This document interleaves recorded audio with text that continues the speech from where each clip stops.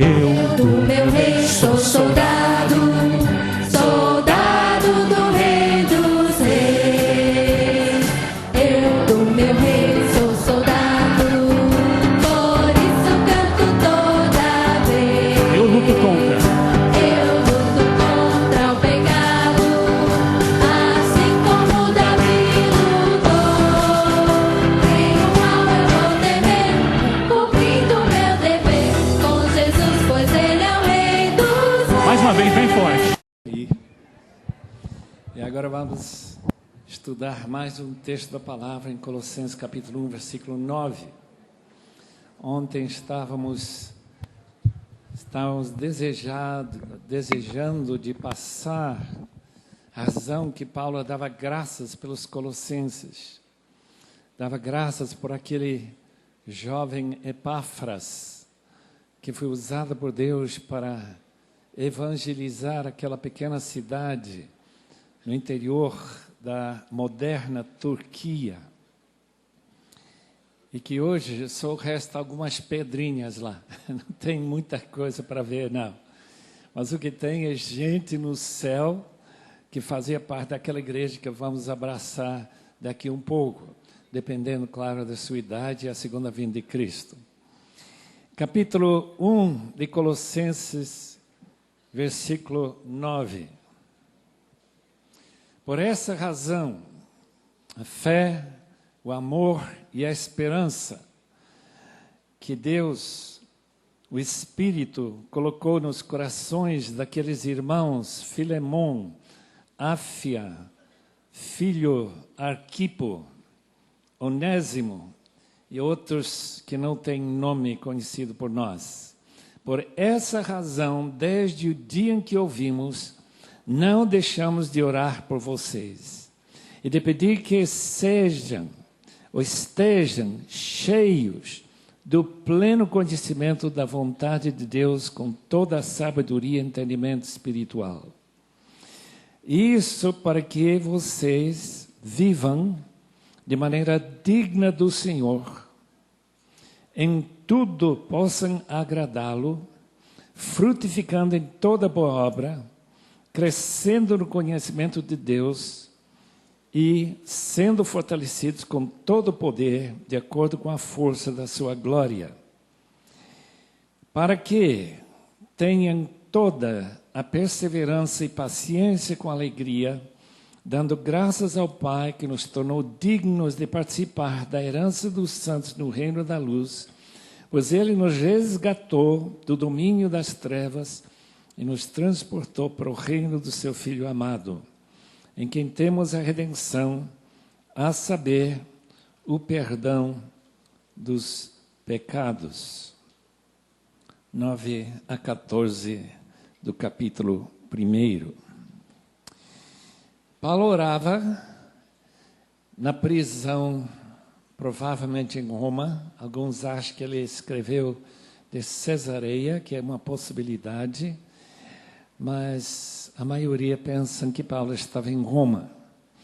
Justamente naquela prisão de Atos 28, quando Paulo foi preso numa casa alugada, e ele tinha acesso às pessoas, com Epáfras, que podia chegar dessa longa distância, chegando a pé, ou talvez de cavalo, chegando a lugar para passar de navio, finalmente a Itália, depois chegar em Roma, uma distância grande e difícil naquela época. E Paulo ora para aqueles irmãos que ele não conhecia. Eu sei que para nós é complicado orar para pessoas que nós não conhecemos. Aqueles irmãos que nós vimos no vídeo ontem na África. É difícil nós orarmos para pessoas na Sibéria, aquela terra do frio tão intenso. Eu estive com um missionário de lá, pouquinho menos de um ano atrás, uns 10 meses atrás, falando de temperaturas que chegam a 60 graus abaixo de zero. E nós não podemos nem imaginar uma temperatura dessa. Eu já passei uns 30 abaixo de zero e já era demais. você congela qualquer parte do seu corpo quase imediatamente.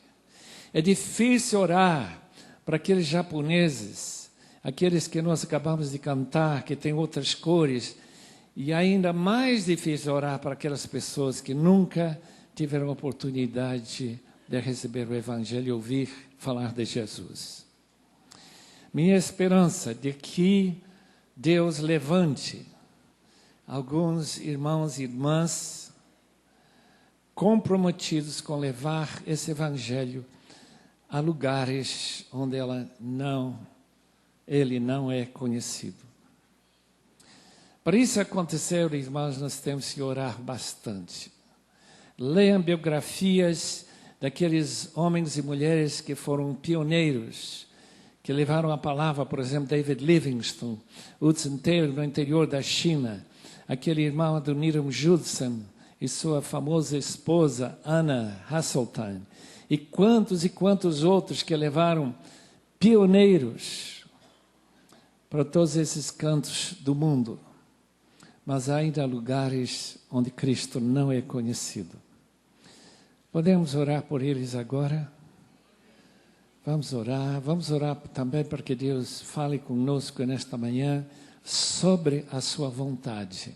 Porque esse texto trata exatamente disso. Conhecer plenamente a vontade transbordante de Deus. Aquele vontade que globaliza tudo que Deus quer para a nossa vida e para a vida daqueles grupos e povos e tribos e línguas onde o Evangelho não é conhecido. Vamos orar e depois vamos estar meditando na palavra do Senhor. Primeiramente em silêncio, uns momentos de silêncio em que você coloca aquilo que está pesando mais no seu coração e aí vamos orar também para esses assuntos que nós acabamos de falar.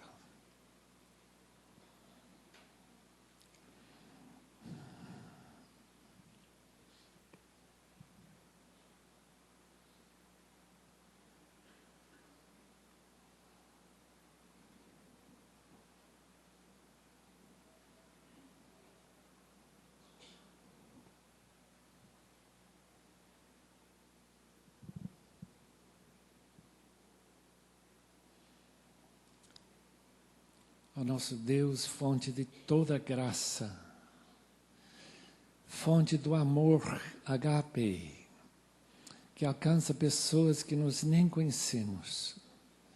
Rogamos que esse amor enche alguns corações aqui, Senhor, até o ponto que eles não aguentam ficar mais no Brasil, a não ser para se preparar e sair para uma terra longínqua, para se dedicar a aprender uma nova língua e falar de Cristo para pessoas que não conhecem nada acerca dele.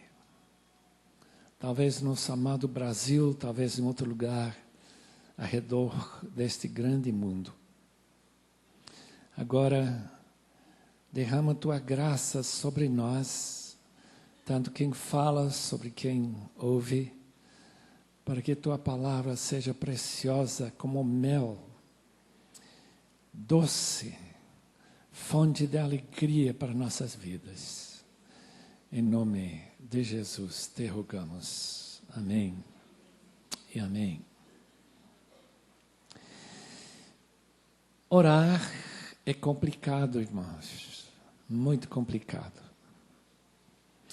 A razão que é complicado orar e como disse Karl Barth, um teólogo muito conhecido, até falecer, uns 30, 40 anos atrás, mais famoso teólogo do século passado, que orar significa ter coragem de recomendar a Deus fazer alguma coisa que ele não ia fazer.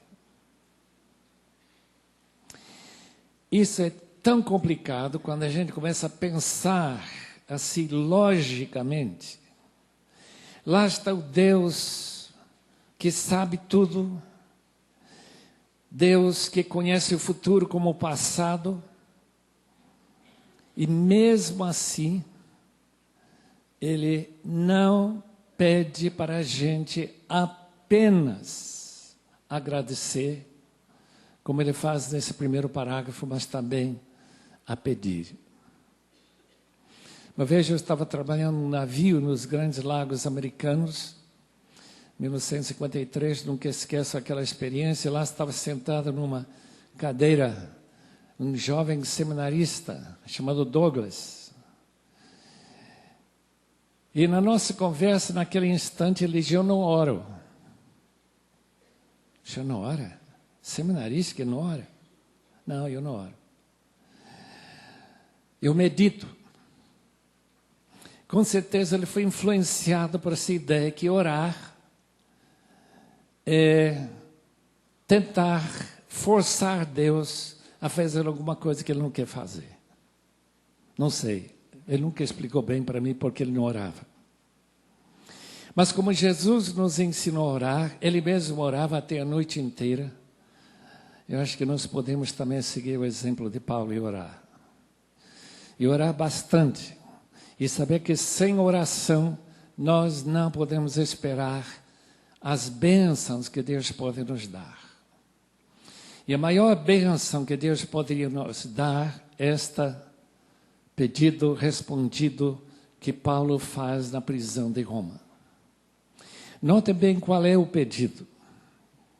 Ele pede para que os colossenses, e com isso, como era uma palavra inspirada para todo mundo, para milhões e milhões e milhões de crentes que conhecem bem esse texto, é para eles também ficarem cheios, transbordantes, se quiser, do pleno conhecimento da vontade de Deus.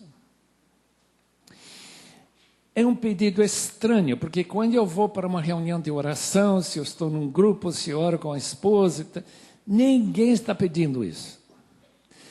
É um pedido tão estranho que ninguém pega a ideia na cabeça, e eu devo orar por isso também. Que eu fique transbordando do conhecimento pleno conhecimento da vontade de Deus.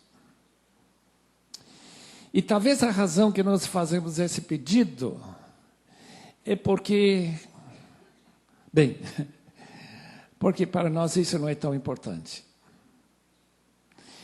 Nós normalmente pedimos para aquilo que é mais importante para nós. Pedimos bênçãos porque bênçãos nos tornam felizes. Nós pedimos saúde porque eu não gosto de ficar doente. Eu peço melhor salário porque eu tenho dificuldades em manter meu orçamento, meus despesas dentro do orçamento, e assim por diante. Sempre tem alguma razão porque eu insisto com Deus que Ele faça alguma coisa dessa natureza. Mas viver melhor, ficar mais feliz porque você está transbordando o pleno conhecimento da vontade de Deus, isso é complicado. Mas talvez não seja tão complicado assim depois de nós pensarmos o que quer dizer este pedido. A vontade de Deus é uma, mas ela tem 3 facetas. E eu quero nesta manhã que ninguém saia deste congresso sem lembrar das 3 facetas da vontade de Deus, essa vontade única. Porque de uma maneira que um infinito Deus pode juntar coisas que parece que não tem muita a ver uma com a outra, mesmo assim, Deus maravilhosamente pode ter uma vontade e pode ser dividida em 3 partes bastante distintas. A primeira, marque bem, é sua vontade soberana. É uma vontade que se vê e se vive toda hora. Não somente no futuro, quando Cristo vai voltar, e sua vontade nunca mais será oposta, contrariada e deixado de cumprir. Vontade soberana de Deus, tem a ver com as leis do universo. As leis do universo governam nossas vidas quando estamos dormindo, quando estamos acordados, quando viajamos, quando estamos em casa, constantemente. E quais são aquelas leis do universo? As leis que cada causa tem um efeito. Isso é Deus, irmãos. Não tem nada que acontece que não tem sua razão de acontecer. É uma coisa que a gente está tão acostumado que nem paramos para pensar. Mesmo coisas que não dá para explicar. Há tanta coisa que não dá para explicar. Uma vez eu estava dando uma aula na Outra América, e nós acabamos de receber a notícia, talvez 2, 3 dias antes, que um pai de um dos alunos do seminário onde estava lecionando estava vindo de avião, de Oregon para Denver, Colorado, e que o avião tinha caído num desastre lá nas montanhas rochosas. E que o pai e seu amigo que estavam vindo naquele pequeno avião estavam perdidos. Tinha um grupo saindo para buscá-los por todo lado. Mas um aluno que estava sentado na minha frente levantou-me depois e disse: eu tive uma visão onde está esse pai e esse amigo. E ele foi lá procurar dentro de sua cabeça algum nome de algum lugar que a gente encontrou no mapa e assim por diante. Nós passamos para a gente e essa informação, esse avião foi encontrado uns 3 meses depois, aconteceu no mês de abril e a gente encontrou esse avião no mês de julho. Agora, esta visão de onde que ele estava, naquela neve, nas altas montanhas das Rochosas, será que não tinha nenhuma causa? Isso é um efeito que não tem nenhuma causa? Absolutamente não. Não tem nada que acontece que não tem uma causa. Isso é bíblico. Se vamos olhar em Gálatas capítulo 6, vão descobrir exatamente isso. Aquilo que a gente semeia, vamos colher. É tão simples assim. Planta feijão, isso é algodão. Não, senhor. Sempre aquilo que plantamos, colhemos.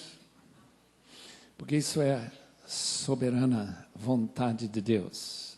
A lei de gravidade. A segunda lei da termodinâmica, que é este sol que está brilhando com tanta força sobre nosso Brasil e começando a aquecer ainda mais o mundo do que normal. De modo que as geleiras lá no norte estão começando a derreter e cair no mar. Que tudo tem razão. Essas leis sempre funcionam porque Deus não é caprichoso. Sua natureza, além de ser Deus de amor, é Deus de fidelidade. É como eu esperava que o sol saísse ontem, eu esperei que saísse hoje e eu não peço a Deus para Ele mandar o sol brilhar mais um dia. Por quê? Porque eu sei que vai brilhar mesmo. Não é assim? Quem aqui pediu que o sol saísse hoje? Eu estou falando do sol mesmo a levantar, eu não estou falando de se ver nuvens ou não.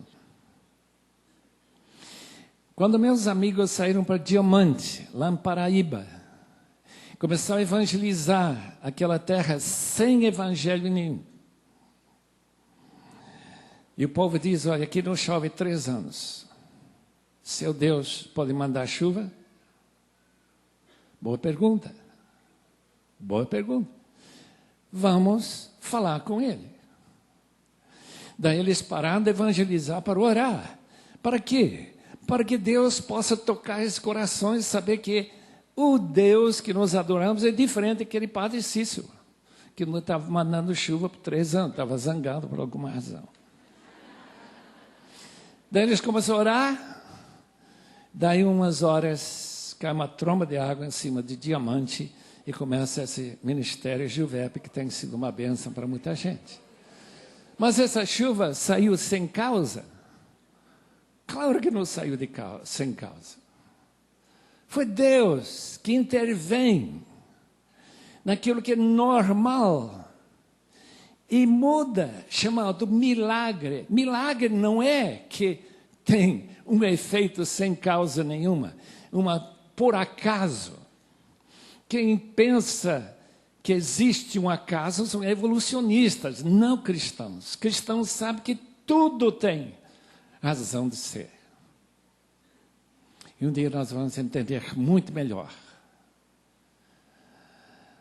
As companhias que estão gastando milhões, se não bilhões, na pesquisa sobre remédios, estão procurando o quê? Leis do universo, leis da criação.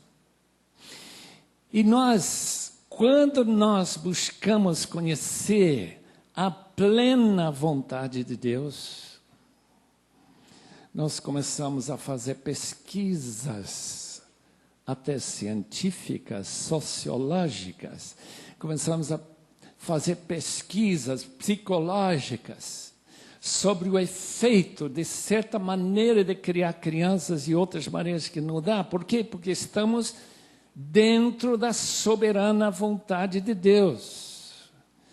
E quando Deus faz o milagre que Ele fez na vida de 12 crianças, que foram criadas nas mais terríveis circunstâncias que se pode imaginar, Dr. Lois Dawes fez seu doutorado, PhD, numa universidade completamente secular, chamada Califórnia, em Santa Bárbara. Ela entregou essa tese. Qual é a tese? O poder do Espírito Santo na transformação de personalidades. Imagina aquele professor que não crê em Deus, não crê no Espírito Santo, e diz, olha, isso eu não sei se vai dar para se vai dar para dar um PhD para essa mulher. Mas quando eles acabaram de ler, tinha que dar mesmo. Sabe por quê? Porque todos os dados estavam lá. A pesquisa completa.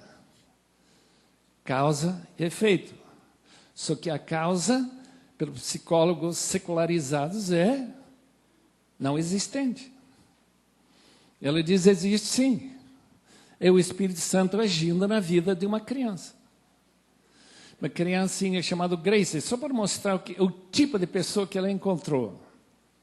Grace, a primeira memória, 3, 4 anos, seu pai com um revólver apontado para sua cabeça e estuprando ela. Essa é a primeira memória que essa criança tinha. Quando ela ficou adulta, absolutamente normal, sem ajuda nenhuma de psicologia. Por quê? Porque o Espírito Santo transforma vidas, apaga memórias terríveis, transforma-as, como as crianças com que vocês estão trabalhando. Muitos deles têm esses traumas também. Graças a Deus. Hans, bombardeios, fugindo lá do leste da Europa, pai nazista, vão para uma cidadezinha lá na Alemanha, cheia de bruxaria. Hans se torna comunista e depois o Espírito Santo pega ele e transforma ele num grande servo do Senhor que rodeia o mundo para ajudar missionários como nós. Meus irmãos, Deus é poderoso para fazer tudo dentro de sua soberana vontade. Segunda vontade, segundo aspecto de sua vontade, é a lei do Senhor escrita na palavra. Lembrem-se, Todo mundo aqui conhece muito bem Deuteronômio capítulo 6. Só para relembrar esse texto, eu vou ler um trechozinho de Deuteronômio 6. Aqui está a lei do Senhor, não uma lei soberana, porque pais e mães e professores da PEC podem desobedecer essa lei, estas leis que são mandados pelo Senhor, mas não decretados por Ele. Ouça, Israel, o Senhor, o nosso Deus, e o único Senhor, ame o Senhor, o seu Deus, de todo o seu coração, de toda a sua alma, de todas as suas forças, que todas essas palavras que hoje lhe ordeno estejam em seu coração, ensina-as com persistência a seus filhos, conversa sobre elas quando estiver sentado em casa, quando estiver andando pelo caminho, quando se deitar e quando se levantar, amarrem-se como sinal nos braços e prende-os na testa, escreva-as nos batentes das portas de sua casa, em seus portões, e aí vai o texto enfatizando a necessidade de nós passarmos estas leis para os nossos filhos e para aquelas crianças que são nossos discípulos em Cristo. Queridos irmãos, a lei é muito conhecida na palavra. Ensina essa lei, catequese essa lei, passe essa lei para eles o dia todo, de todas as formas que puder. Se com vídeo, passe com vídeo, se orando com eles, se dando catequese para eles. Se for qualquer modo, não deixe de passar essas palavras, essa lei. Por quê? Porque a lei de causa e efeito está funcionando dentro da lei mandada por Deus. Que uma criança que é criada com a palavra de Deus chega a amar ao Senhor em consequência, causa e efeito. Eu penso numa família como essa família que eu mencionei ontem, de Susana Wesley. Sabe como ela criava seus filhos? No dia que eles se tornam 5 anos aniversário, senta numa mesa e aprende o alfabeto. No dia seguinte começa a ler a Bíblia. Já pensou? Sem nenhuma ajuda de A, B, C, Ba, Cá, Dá, e assim por diante. Nada disso. Eles só começam a ler Gênesis e ler para frente. E essas crianças aprenderam a amar ao Senhor. E se tornarem muito disciplinados, meus irmãos, porque tem um efeito também, né? Criança que tem que ler um capítulo da Bíblia, quando tem apenas 5 anos, que os irmãos acham cruel, também cria um outro lado, causa e efeito, né? Uma criança dedicada. João Wesley andou a cavalo 400.000 quilômetros. Pregou 40.000 vezes. E ganhou um sem número, incontável número de pessoas para o Senhor Jesus. Muitas vezes por causa de uma mãe. Quase ninguém conhece o nome dela. Queridos irmãos, a lei mandada é fundamental junto com a lei que se você, seu filhinho de 3, 4 anos, põe a mão no fogão, ele vai se queimar. Ele logo vai aprender. Do mesmo jeito que ele aprende, ele vai aprender a palavra. Mas ele vai aprender com outro meio, não por castigo. Ele vai aprender pelo amor e alegria que essas palavras produzem. Quando eu era criança, meu pai era meio puritano. Ele gostava muito de ver a criança sentado, especialmente no domingo. A gente não podia brincar no domingo, isso era pecado. Não sei, ele não falou que era pecado, mas não podia fazer mesmo. Sentar lá e decorar versículo. Eu não gostava, mas aqui estou. Causa e efeito.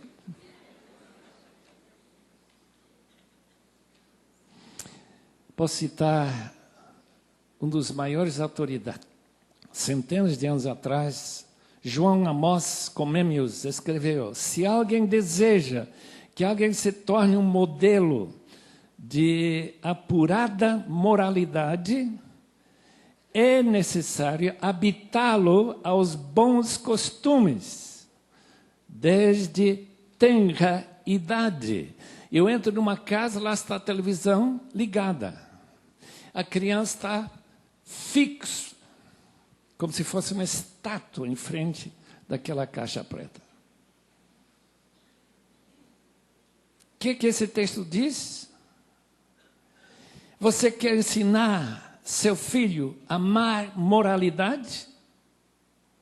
Jogue esse aparelho no lixo. Não tenha medo. Depois de uns meses, ele esquece que existe. A não ser que ele vá na casa do amigo. A quem deve fazer grandes progressos no estudo da sabedoria, importa abrir-lhe os sentidos para todas as coisas nos primeiros anos, enquanto seu ardor é vivo, o engenho rápido e a memória tenaz. Quanta coisa que a gente lembra de sua criancice agora, nesta idade que eu cheguei, que eu já quase esqueci. A coisa volta, às vezes chamada segunda criancice, senilidade. Meus irmãos, além dessas duas vontades, há decretado que vai acontecer, escatologia que fala do futuro, sobre a segunda vinda de Cristo, que vai acontecer no nosso mundo, que vai acontecer nesse país, este hotel, que vai acontecer com este hotel, quando Cristo volta, milênio, tudo isso é decretado.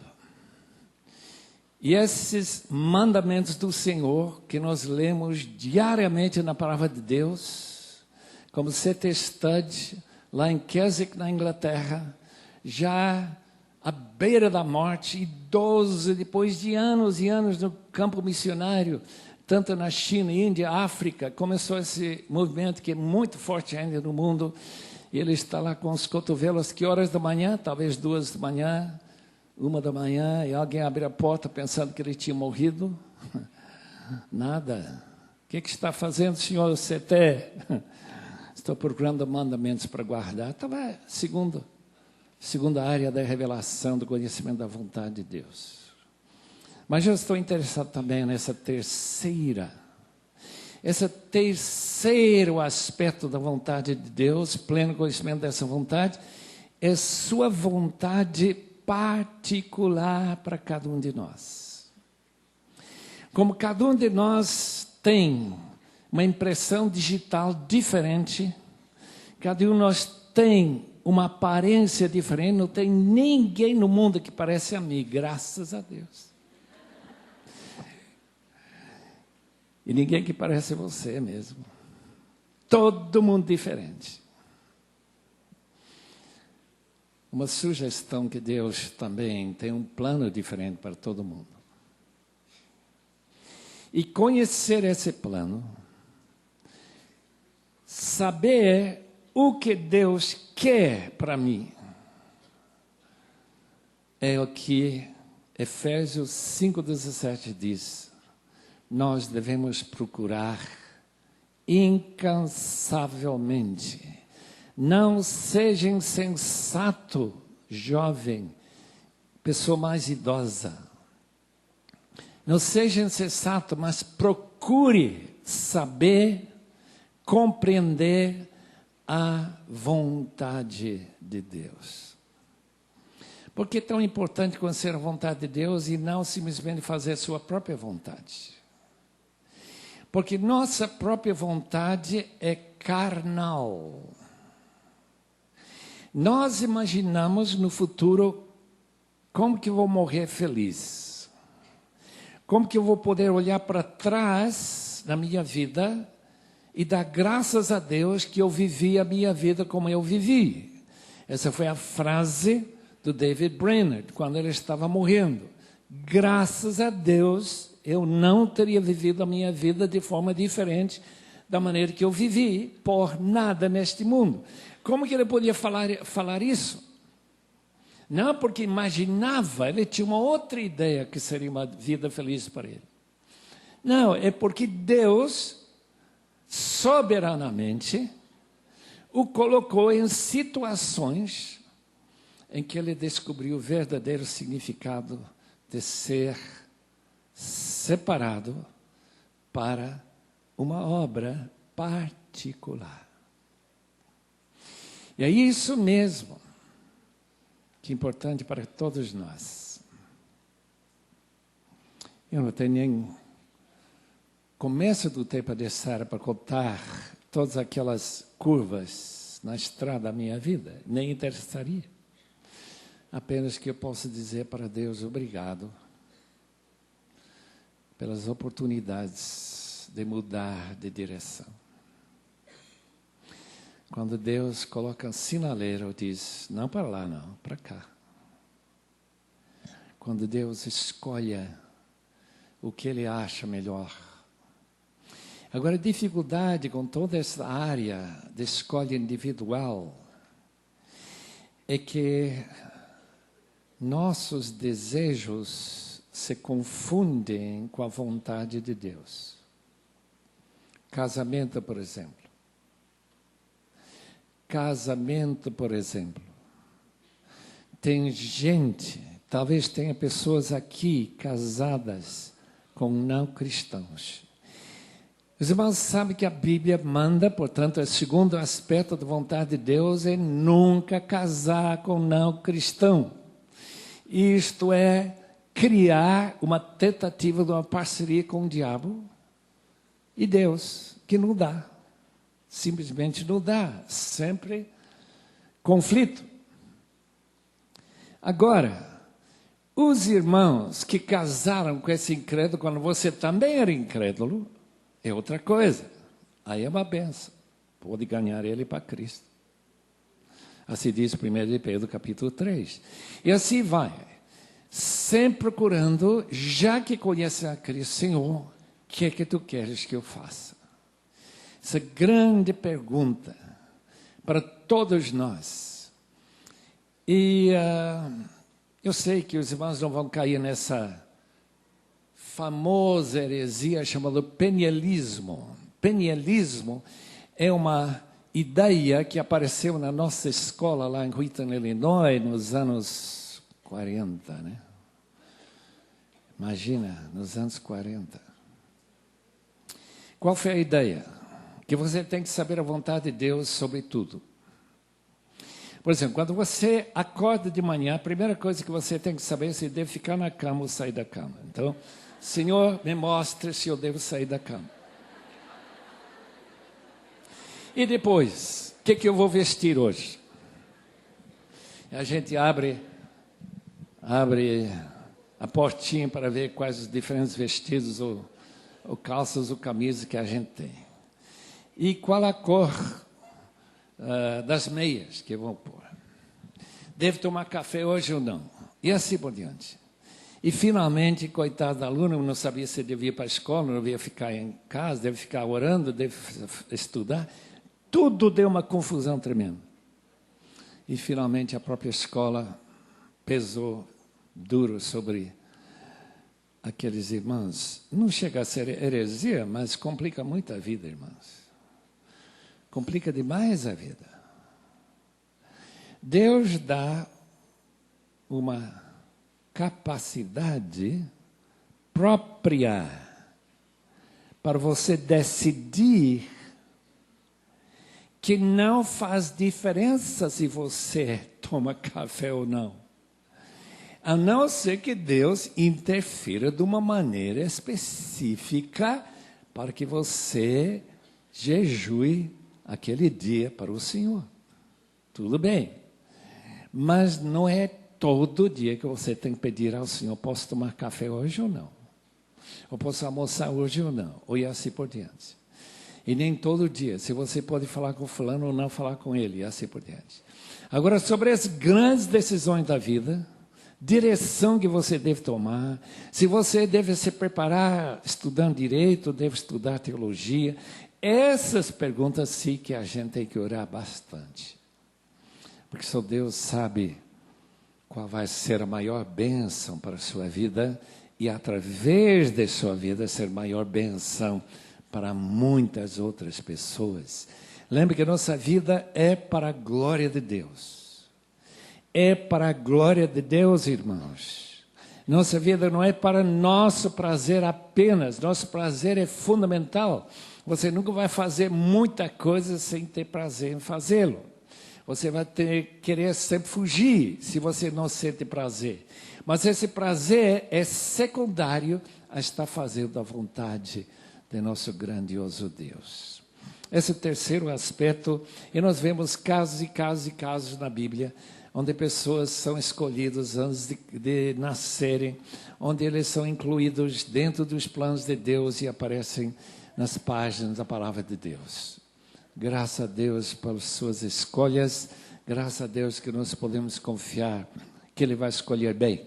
Quando, portanto, Deus responde a este pedido de encher nossa vida do pleno conhecimento da vontade de Deus, quando Ele responde a esse pedido, e pode demorar 1 ano, pode demorar 5 anos, pode demorar 1 dia, Deus mostra e dá uma paz, árbitro no seu coração. Colossenses capítulo 3, fala desse arbitragem. Filipenses fala da paz que ultrapassa entendimento. A gente não entende por que eu sinto tanto paz numa decisão arriscada. Talvez para os irmãos irem para Angola, outro país onde você nunca queria ir, mas depois de você tomar aquela decisão fundamental, você sente paz. A Betty Stem, casada com o tio do meu companheiro de quarto, quando eu estava naquela mesma escola onde apareceu aquele foco de penialismo, o John Stem, ela casou com John Stem, tinha o mesmo nome. O John queria ir para a China como missionário na missão interior da China. E a Beth tinha, como muitas mulheres têm, uma intuição que vai dar algum problema. Problema sério. E é interessante que a esposa aliás, a irmã da minha esposa, casado com um professor num seminário de Alemanha, tinha a mesma coisa quando ela voltou para a América por causa de sua filhinha. Ela não sabia por quê. Mas logo que eles apareceram lá na casa de uma outra irmã, tanto a filha da irmã como dela, que tinha lá por seus 3 anos, afogaram. E a filha da Evelyn recuperou, não tem sequela nenhuma, e outra morreu. Mas ela sentiu isso. A Beth também sentiu. Essa ida para a China não vai ser brincadeira, não. Então ela orou. Por quê? Porque havia aquele resistência feminina da intuição. Vocês que são mulheres sabem o que eu estou falando. É uma capacidade não exatamente profética, mas quase. Semi-profética.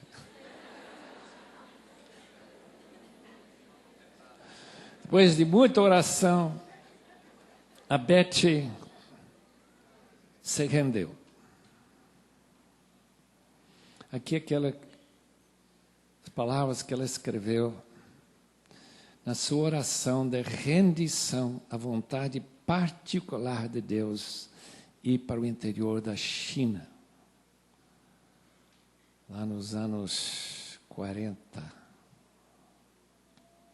Senhor, eu entrego todos os meus amores e propósitos, todos os meus desejos e esperanças, aceito a Tua vontade para a minha vida. Eu dou a mim mesma, minha vida, tudo completamente a Ti, para ser Teu para sempre. Enche-me, sela-me com Teu Espírito Santo, use-me como queres, manda-me onde queres, opera a Tua inteira vontade na minha vida, qualquer que seja o custo, o preço, agora e para sempre. Os irmãos que nunca ouviram falar de Betty Stam, ela é muito famosa na América porque ela e seu marido foram decapitados. Depois de terem a oportunidade de escapar, tinha um bebezinho de 1 ano, lá no interior da China. Forças comunistas tomaram conta daquela pequena cidade, vai encontrar esse casal de missionários, jovem ainda. E eles deram a seguinte proposta: vocês querem escapar, podem voltar para a sua terra, se negarem a Jesus. Mas se vocês continuam persistindo a sua declaração que Jesus é o Senhor, vocês vão ser decapitados. E tanto o João como a Beth disseram: Jesus é o Senhor de nossa vida. Estão na glória esperando sua filhinha que foi salva por um crente da cidade e ainda viva, se não me engano. Irmãos, é isso que é a vontade de Deus. Às vezes é muito duro. Às vezes traz muito sofrimento. Mas mesmo assim, vale a pena se entregar a essa vontade.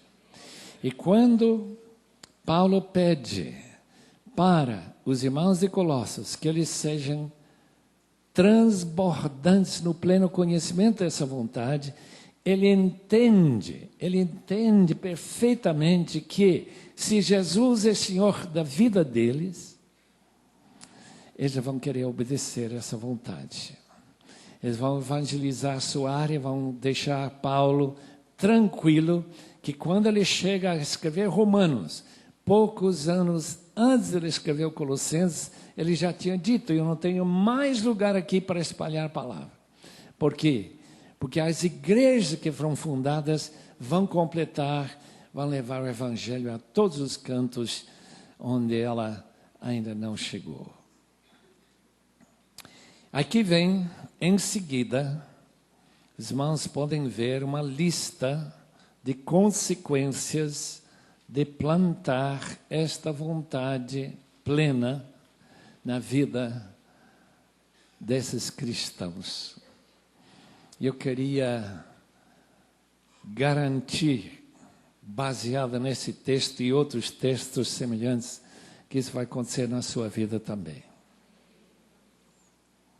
Primeiro, que sua vida será uma vida digna do Senhor.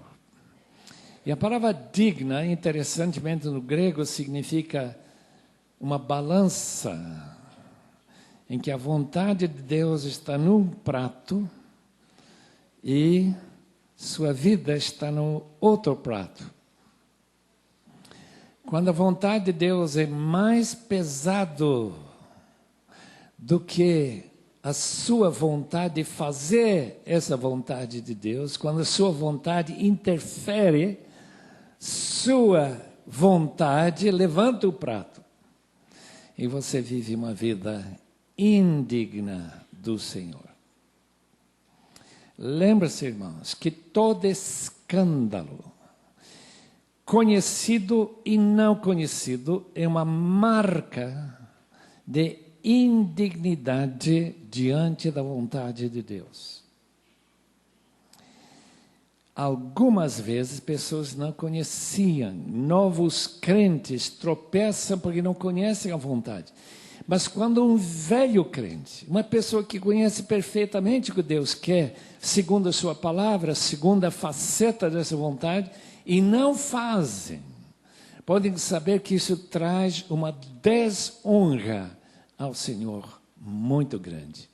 Eu peço a Deus que ninguém aqui tome uma decisão dessa na sua vida. Número 2, resultará em uma vida que faz Deus alegre.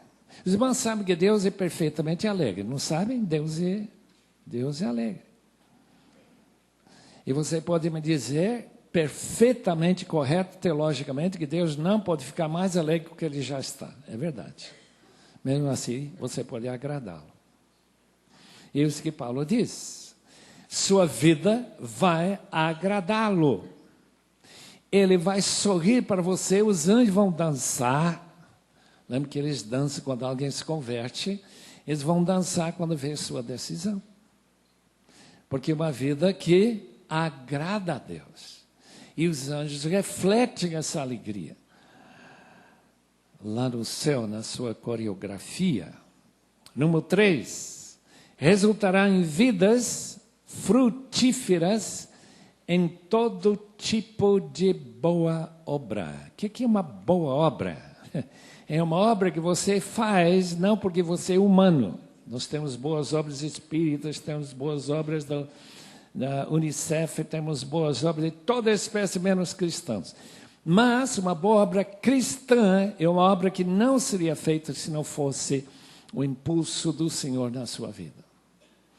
Mais ou menos como a maioria dos meus ouvintes esta manhã estão ensinando a palavra para crianças. É um impulso divino na sua vida para fazer o que de outro modo você nunca faria. Número 4, resultará em vidas.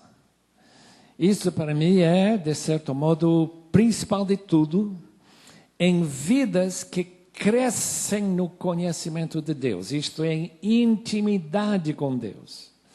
Não quer dizer que são vidas que crescem no conhecimento de teologia. Tem muitos teólogos que nem conhecem a Deus, muito menos ter uma vida de caminhar com Ele em intimidade. Mas esse crescimento no conhecimento de Deus, aquele crescimento que a criança que não sabe nem falar, não sabe quem é esse homem, que é o seu pai, na medida que ele vai crescendo de 1 ano para 2, ele começa a sentir o amor para aquele homem, ele gosta de caminhar com esse homem. E um dia o pai pega ele, levanta ele, abraça ele, vai beijando, ele diz: como te amo, meu filho. E esse filho vai sentindo, em resposta a essa dedicação que seu pai tem por ele, também um grande amor. Resultará em vidas fortalecidas com poder,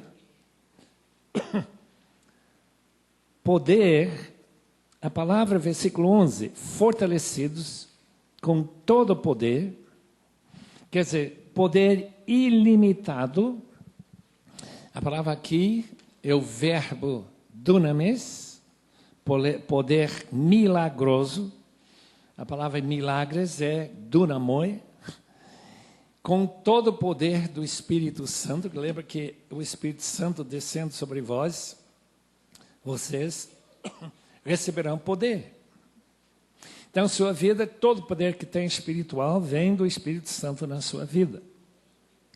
E sua vida, então, vai crescer no conhecimento de Deus, vai resultar em uma vida poderosa na área espiritual.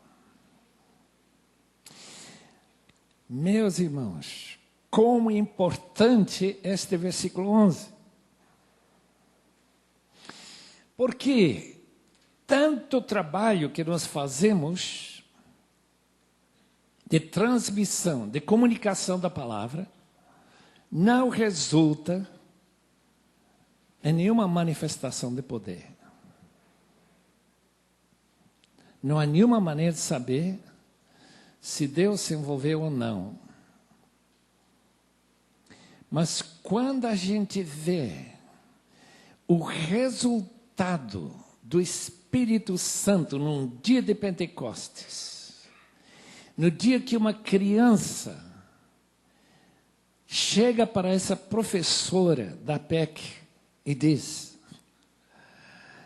eu quero ser de Cristo, eu quero Cristo como meu Senhor. A gente sabe que isso não é normal. Isso não é humano, não é carnal, não, é o Espírito Santo agindo.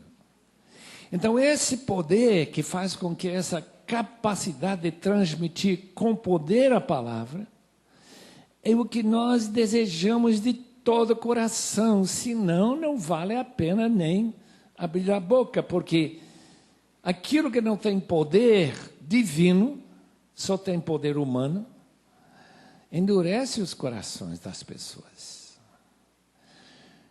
É um cheiro de morte para morte, para usar uma frase segundo os Coríntios.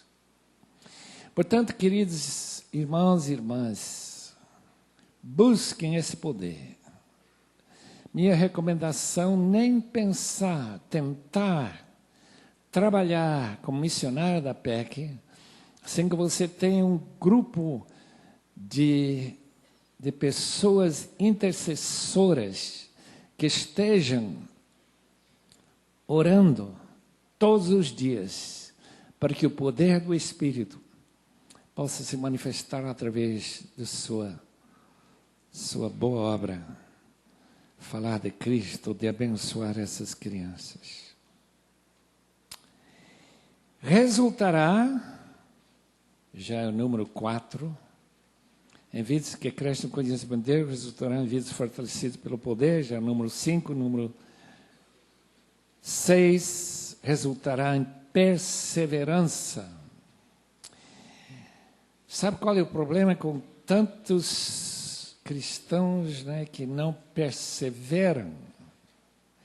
Porque eles foram persuadidos a aceitar a mensagem, achando que talvez daria alguma vantagem, e depois descobrem que não deu vantagem, não. Eles abandonam.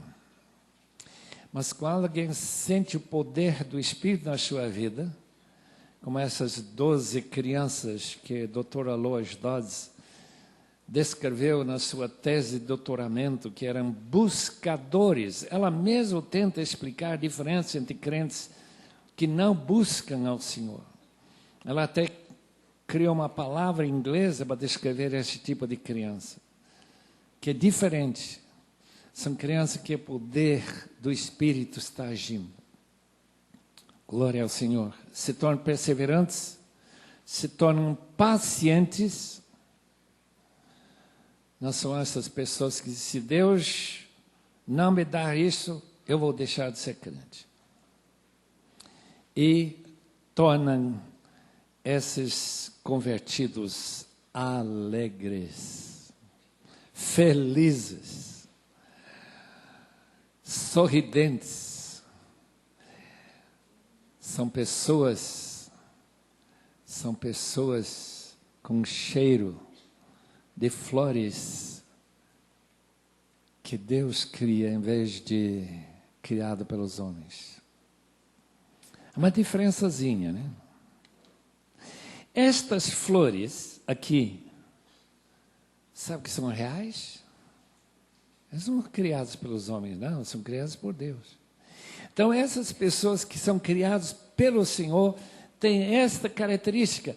Os dois podem ser parecidos. E à distância você não pode notar a diferença, mas chega perto. Tocar, cheirar, você sabe que tem diferença. Eu fui um dia lá em Londres, eu fui para uma casa onde tem pessoas importantes da história, todos feitos de cera. É coisa impressionante. Tão real. A gente chega lá, tenta apertar a mão dele, não tem nenhuma reação. Tudo Serra, Madame Tussauds. Recomendo, para ver a diferença entre crente de verdade e crente que ainda não se converteu. Resultará em gratidão ao Pai pela dignidade, exatamente essa palavra, idôneos, para participar na herança dos santos. Todos esses resultados são 9, exatamente são 9 frutos do Espírito. Não posso dizer frutos, porque o fruto do Espírito é amor e todos os outros são manifestações. Aqui tudo é fruto desse pleno conhecimento da vontade de Deus. 9 características. Meu tempo acabou. Mas o texto não acabou. Então eu vou falar 2 minutinhos, 3 sobre o versículo 14. Versículo 14 e 13, desculpa, 13 também. Pois ele nos resgatou do domínio das trevas e nos transportou para o reino do seu Filho amado, em quem temos redenção, saber, o perdão dos pecados. Estes versículos 13 e 14 não são diretamente relacionados com esse conhecimento da vontade, mas simplesmente uma descrição que torna essa busca pela vontade de Deus a coisa mais importante da sua vida. Por quê? Porque nós não somos mais dominados pelo Senhor deste mundo, o Deus deste mundo. Essa autoridade das trevas. A palavra autoridade, os irmãos entendem, é exousia, ex para fora, ousia, natureza essencial de alguma coisa. Cachorro tem natureza de dentes, quando ele está mostrando, pela sua maneira de agir, que ele vai querer um pedaço da minha carne, eu vejo autoridade nesse cachorro. Quando eu vejo esse policial que eu mencionei ontem, levantar a mão, eu vejo autoridade, porque está fardado. Quando é um bêbado, levanta a mão e eu não paro. A diferença é autoridade. A autoridade das trevas é aquilo que domina este mundo. Domina nosso presidente, infelizmente. Eu gostaria tanto que ele se convertesse. Deus está orando para isso. Deus domina tanta gente lá em Brasília que está tomando decisões que vão afetar nossa vida e a vida dos nossos filhos. Graças a Deus que Deus pode interferir em muitas das decisões para a glória de seu nome. Mas Ele nos resgatou dessa autoridade para nos colocarmos num reino onde o Rei é Jesus. Tenta imaginar essa diferença. Tenta imaginar a diferença entre a autoridade do diabo sobre a sua vida, que torna a sua vida um tipo de inferno, para chegar no reino do seu Filho amado e viver a glória de uma sociedade em que ele está reinando. E nos fez adequados para herdar com os santos na luz a herança que está nos aguardando. Como é que esse negócio adequados, idôneos, dignos, qualquer tradução que quiser, serve aqui bem? Adequados da maneira que, se você chegar no céu e você não for adequado, você vai ficar muito triste. É como aquela história que C.S. Lewis conta, daqueles anglicanos que morreram num acidente de ônibus. Todos chegaram no céu porque eram batizados como criança, que tem que chegar no céu, né? Garantido. Só que ele chega lá e a primeira coisa descobre que ele não tem peso. Quando eles pisam na grama, a grama passa pelos pés dele, ele não gosta disso não. Parece que estão pisando em cravos, como aqueles hindus. Eles andam mais, estão procurando algum pub, né? Eu gosto muito dessa cachaça e shops. Não tem pub no céu. Eles estão procurando lugar para se esconder, para fazer alguma coisa que realmente não compara, não tem compatibilidade com o céu, e não encontram lugar para esconder. Então, esse lugar é ruim demais. Ele diz, oh Deus, não tem lugar melhor do que esse? Essa é a pergunta que a pessoa vai ter se não for adequado para entrar. Portanto, eu recomendo os irmãos, recomendo de todo o meu coração, ensina essas crianças. O que faz a pessoa adequada para entrar no céu? Isto é a busca pela santidade. Porque esse é o lugar santo. De gostar das coisas que Deus gosta. Porque quando chega lá, isso que vai ocupar todo o nosso tempo eternamente. Gostar daquilo que Deus gosta. E vai ser o infinito de adentrar nas alegrias de nosso Deus. Entra tu na alegria do teu Senhor. Ele nos resgatou de que forma? Através de sua morte perdoadora, pagando redenção e o pagamento de um escravo para retirá-lo do seu antigo senhor Satanás e dando-lhe esse direito de ser membro do reino do Filho amado. E cancelou nossos pecados.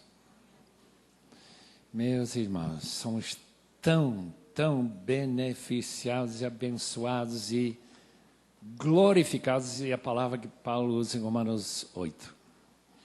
Durante seus seminários esta manhã, fiquem sem falar alto, né? Dando graças a Deus pela sua redenção, pela sua posição em Cristo, e que seus pecados são perdoados. O Deus amado, se conosco no resto deste dia, faz com que este dia seja um dia marcante no crescimento do conhecimento de Deus e de sua mais perfeita e completa vontade. Muito obrigado em nome do Senhor Jesus. Amém. E amém.